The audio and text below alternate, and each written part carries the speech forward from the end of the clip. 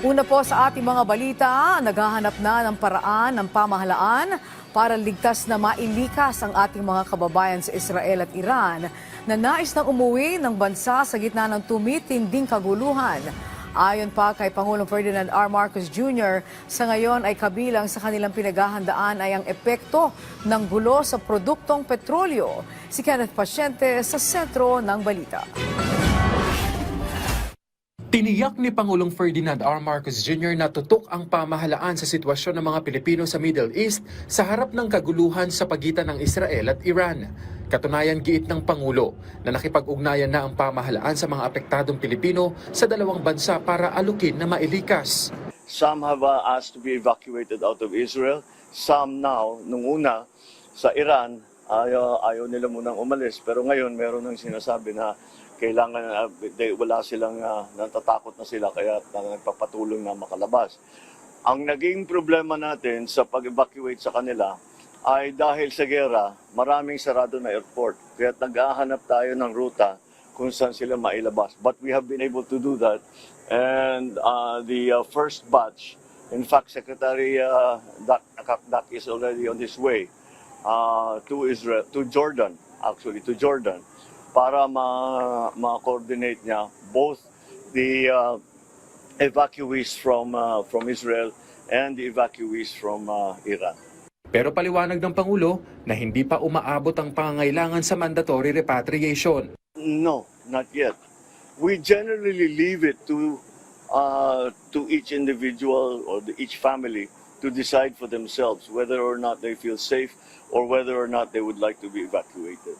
Binigyang diin naman ng Pangulo na pinaghahandaan na ng pamahalaan ang posibleng epekto sa bansa ng kaguluhan sa Iran at Israel, partikular na sa presyo ng produktong petrolyo, dahil giit niya na hindi ito maiiwasang mangyari. Well, again, we're starting already with the assumption that the oil prices will in fact go up, and I cannot see how it will not, because the Straits of Hormuz will then be blocked if it escalates. The oil cannot come out of its sources, so the prices will certainly be affected. Gayunman, handaan niya ang pamahalaan na umagapay sa mga maapektuhang sektor, lalo na sa transportasyon. Partikular na tinukoy ng Pangulo ang pamamahagi ng fuel subsidy. So the subsidies that we have always given, fuel subsidies, that we gave to, if you remember during the pandemic, lalong-lalo na yung mga nagpapasada, yung mga para may hanap buhay naman sila, bigyan natin ng fuel subsidies. Now we will have to do the same for those who are severely affected, stakeholders, by any instability in the price of oil. Yes, it's a serious problem.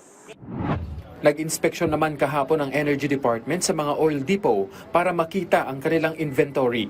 Giit ng ahensya, sa ngayon mababa pa ang posibilidad na maapektuhan ang supply ng langis sa bansa, lalo't may iba pang supplier ng petrolyo ang Pilipinas. Nakatakda rin itong makipagpulong sa Department of Agriculture at Department of Transportation para pag-usapan kung sakaling kailanganin na ang mamahagi ng fuel subsidy para sa mga mangingisda at PUV drivers. Makikipagpulong din ang DOE sa oil companies para sa mga maaaring maibigay na tulong sa public utility vehicles. Wala pong imminent kasi we are good for the next month. 1 month at least meron tayong ano. So, ang role ng DOE is to make sure that this continues, tuloy-tuloy lang to. We want to assure na meron po tayong sufficient supply.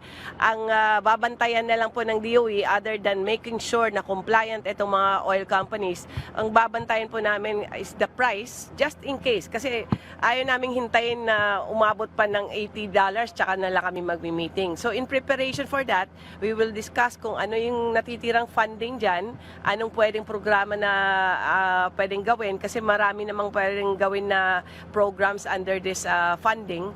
Kenneth Pasyente para sa Pambansang TV sa Bagong Pilipinas.